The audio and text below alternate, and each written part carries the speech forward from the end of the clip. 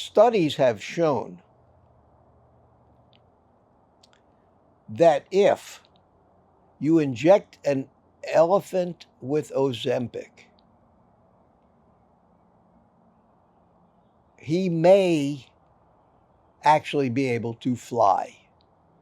Well, good morning, everybody. Happy Friday the 13th, and welcome. Welcome to Morning Coffee with you-know-who, and drink it if you got it. And if you don't know who by now, it's me, Mitch. It's crack of dawn. 10 minutes to 7. I, of course, have been up since about 5, waiting for the sun to come up, and the days are getting shorter. And I may be the only guy on the planet rooting for daylight savings time to end so that morning can be more like morning for me. I think it's sad that they screw us up twice a year like this. But it is what it is. I guess if you're a family with children and you want to play outside, daylight savings time is a good idea. Things change as we get older. Our priorities change. That's life. Last night, we had a great live stream. A great live stream on the private community. And I really enjoy those things. I really enjoy those things. I want to thank everybody that attended.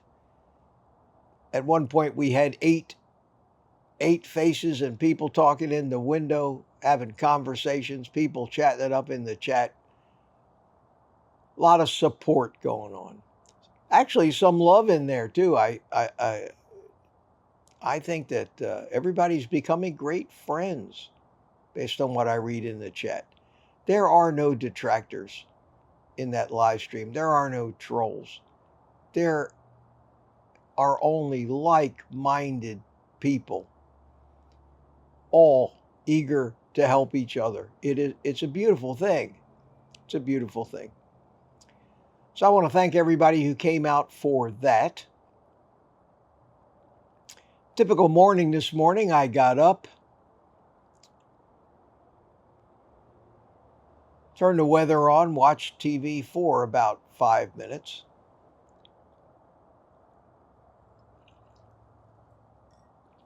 Picked up my cell phone, and on my cell phone,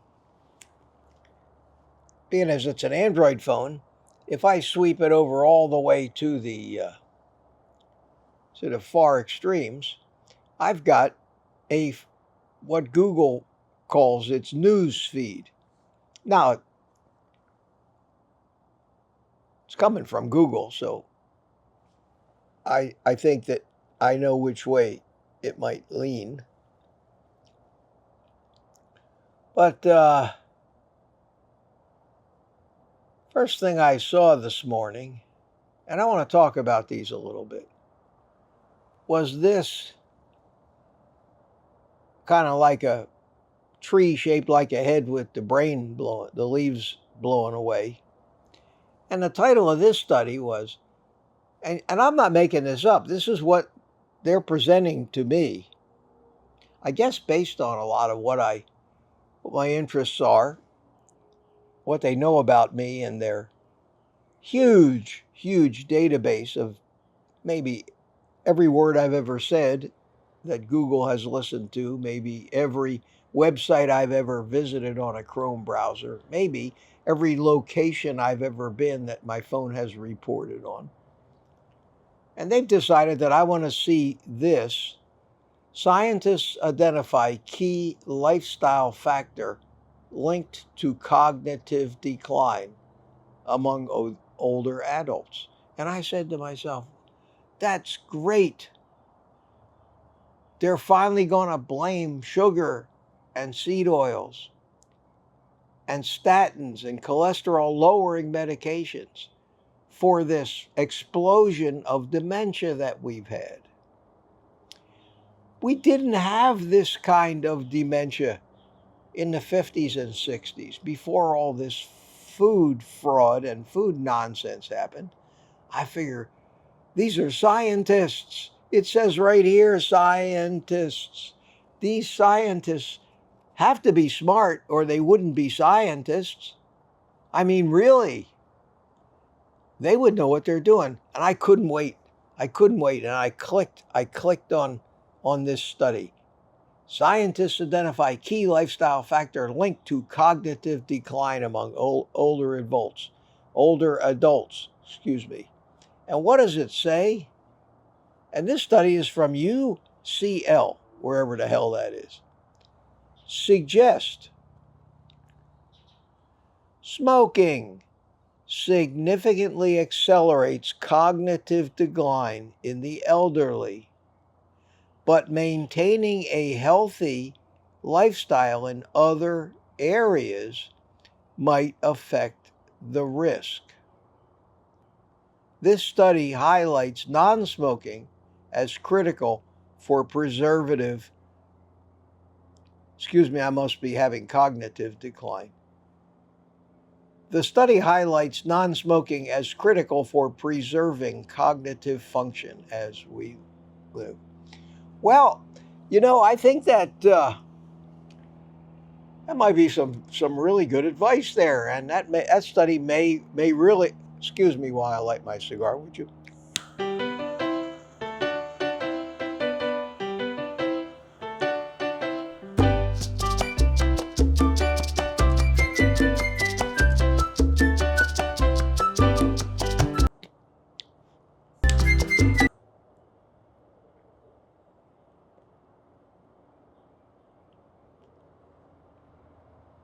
Thank you.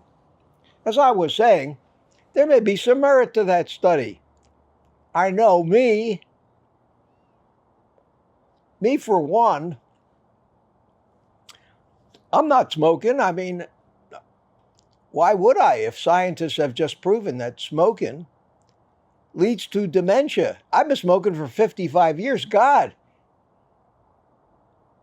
I should be drooling in a nursing home right now. How could that happen? Once again, I'm not human. Once again, I'm not a human being. I can't be. Because I do all the things that they tell me are supposed to kill me, and I just get healthier. I don't get it.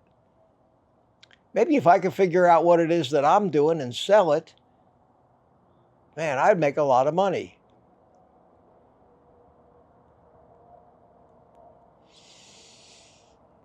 I feel those brain cells just healing as I do this.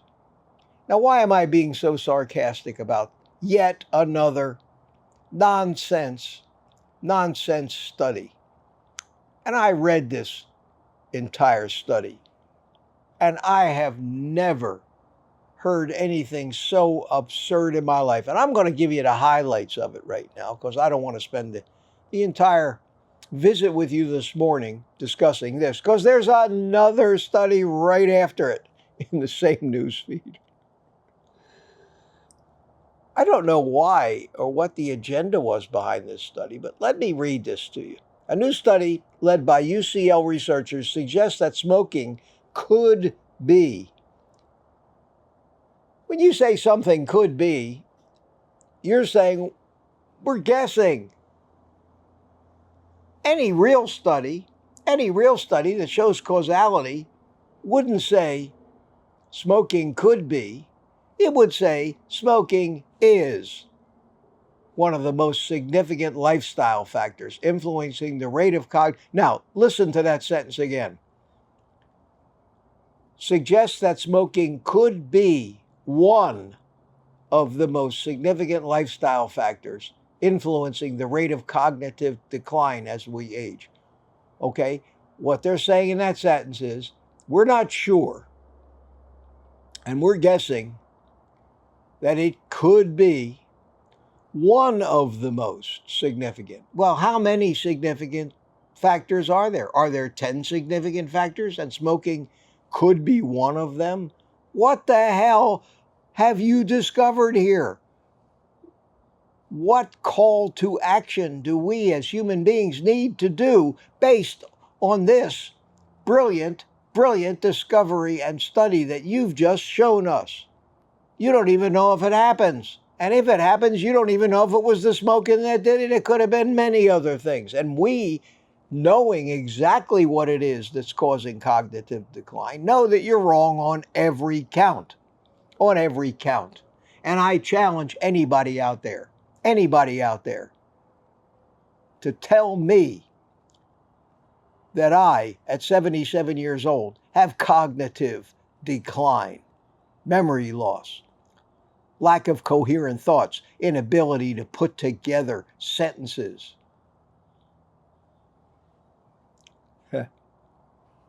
Goes on. Turns out this was a survey.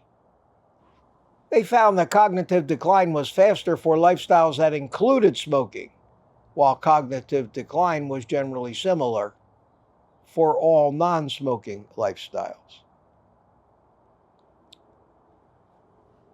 A survey. The exception, listen to this, this is the killer right here.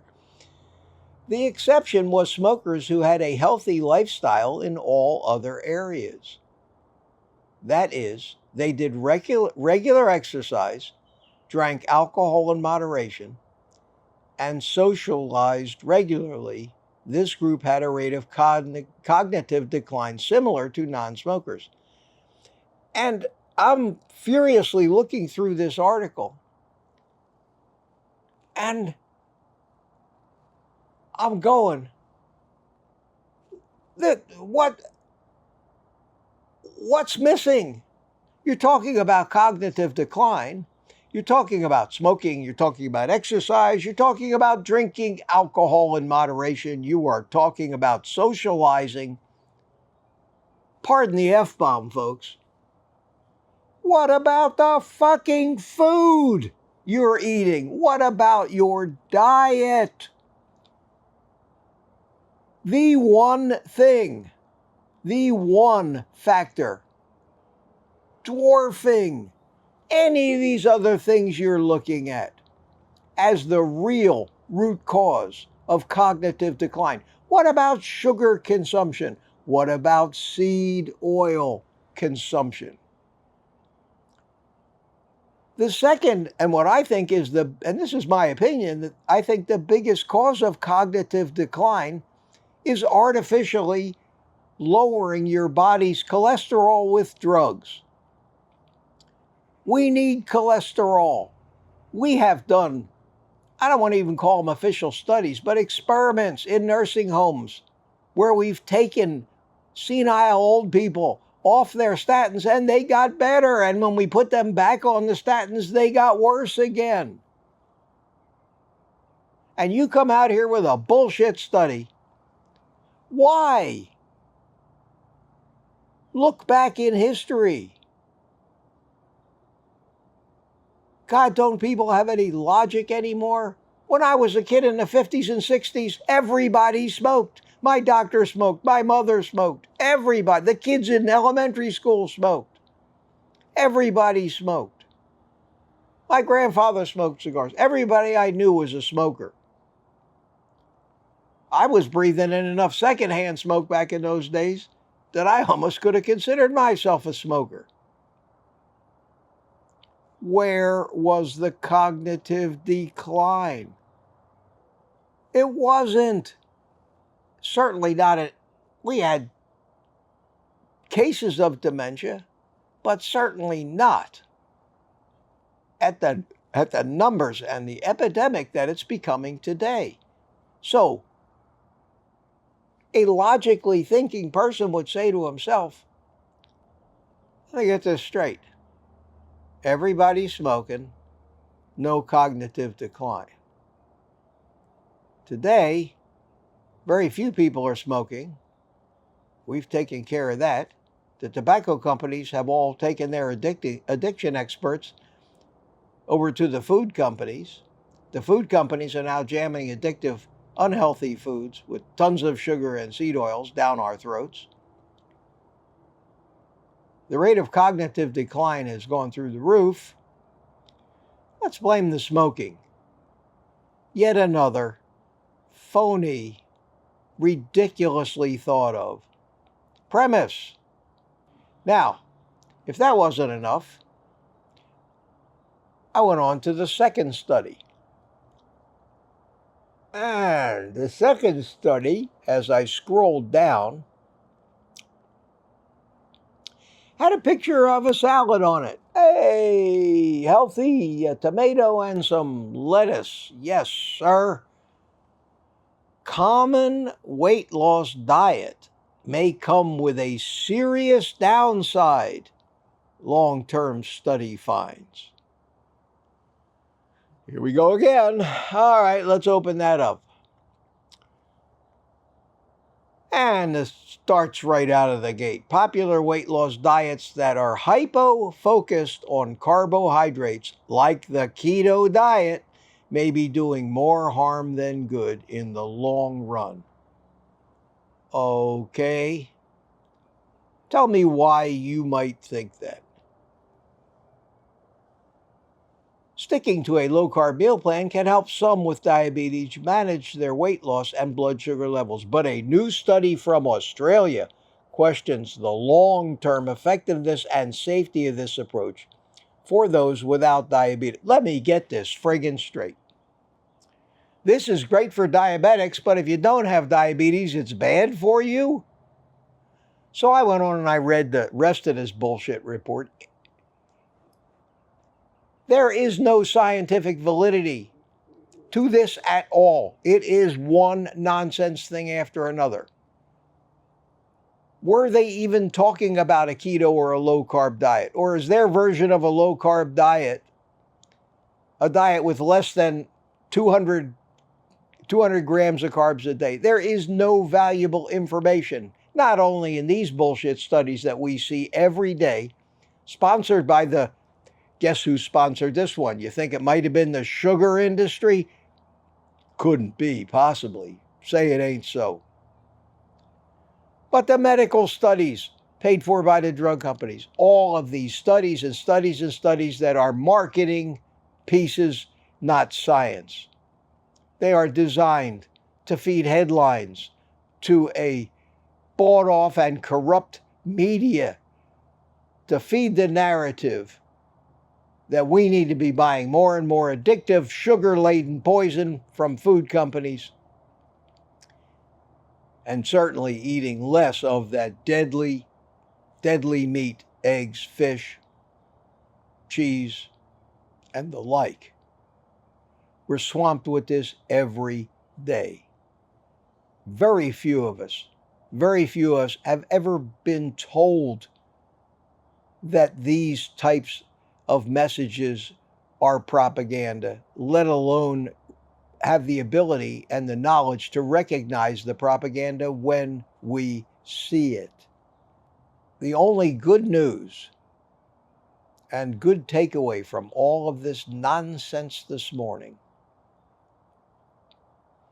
is that it's ramping up. You see more and more of it, which means what we're talking about, a healthier lifestyle, not worrying so much about exercise or whether Mitch puffs on his cigar or whether Mitch has a lot of friends or whether Mitch exercises to excess.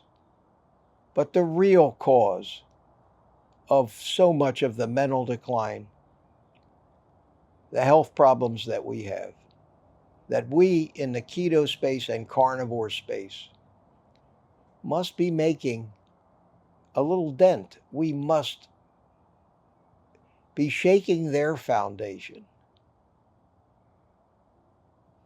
Why else would they spend so much money and so much energy ramping up their efforts against this? This is turning into a war on sugar. And the more tanks we get, the more tanks they have to set out against us. I guess that makes some of this some good news, but for the average person, they just get more and more propaganda every day so they can tell us that we're crazy. Everybody knows that a keto or carnivore diet is going to kill you, cause cancer and diabetes. And in that second study with the salad on the picture, they made those claims, very loosely made. They could do this, they may do that. Things suggest that this might. Look at the words they're using. Anyway, that was the morning news. I didn't get it from the TV this morning. I got it from Dr. Google here, who is so concerned about my health. Excuse me while I exercise that concern and relight my cigar.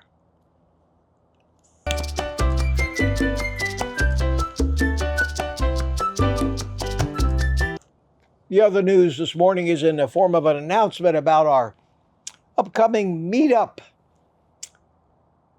at the Terra Gaucho restaurant in Tampa, where we're almost assuredly going to have Dr. Robert Kiltz, Dr. Annette Bosworth, and some of their followers are going to come and join us for lunch.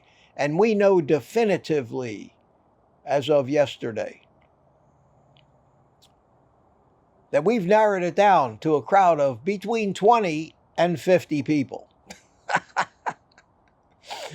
That's not real narrow, and we need to do better than that. We need to, by next Tuesday, we need to be able to give the restaurant some idea of how many people we can realistically expect so that they can reserve the appropriate meeting room for us. One holds 28 people, one holds 50. So if you want to come to that meetup in Tampa on Dale Mabry, please RSVP to me at my email address, oldguycarnivore@gmail.com, and let me know that you're coming. It's going to cost. It's not going to be cheap. I want you to know this. And don't come if it would be a stretch for you. But these places are expensive at best.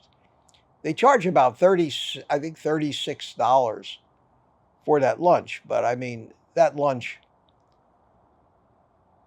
if you're not a carnivore, is huge with the salad bar and the side dishes and the bread and everything else they have. But for us carnivores, we're going to eat meat. Now, we can eat a lot of meat. But by the time you get done with the taxes and tips and everything, you're going to be $45, $46 a person. I just wanted you to know what to expect. That kind of shocked me a little bit. The one in Tampa is about $10 more expensive than the one over here in Melbourne, where we're going to have another meetup here pretty soon. But it especially shocked me because I never eat out. I imagine if I went into any restaurant and found out it was going to cost me $35 to $50 just to eat dinner, I'd be shocked. But like everything else in this world, inflation, when you're not buying stuff, you don't notice what the price was. Food we see every day because we need to keep buying it. But that meetup again on the 24th September, Tuesday, 11:30 a.m. at the Terra Gaucho Steakhouse on Dale Mabry in Tampa. And you can go to their website. Just Google it if you want to see exactly where it is. Love to see you there. I know people aren't going to be jumping on airplanes to fly in for it, and I wouldn't suggest that. But if you're anywhere within an hour drive, you're in the Villages, I'm going to drive 2.5 hours to get there. Maybe, 2 hours, 2.5 hours to get there. The one we had here in Melbourne was great. So with that, my friends, with my little ranting about these bullshit, phony studies, my one F-bomb, let's put it that way, which between you and me just feels good. Sorry. It has gotten a lot brighter since I started this. I guess the sun has not still risen above the horizon yet. Well, maybe it has. It looks like it's just peeking above. The day has officially started. So it's not too soon for me to give you the rest of the day off and tell you to eat meat.